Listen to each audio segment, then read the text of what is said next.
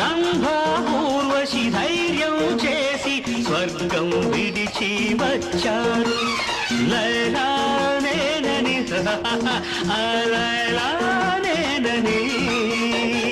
ఇల్లు వాకిలి వదిలొస్తే రంభా ఊర్వశి అంటావు,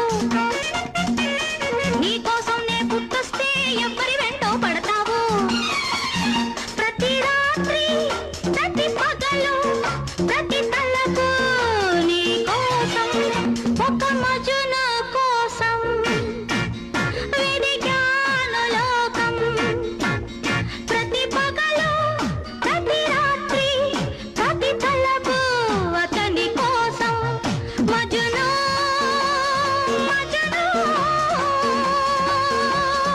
మజును. ఒక లైలా కోసం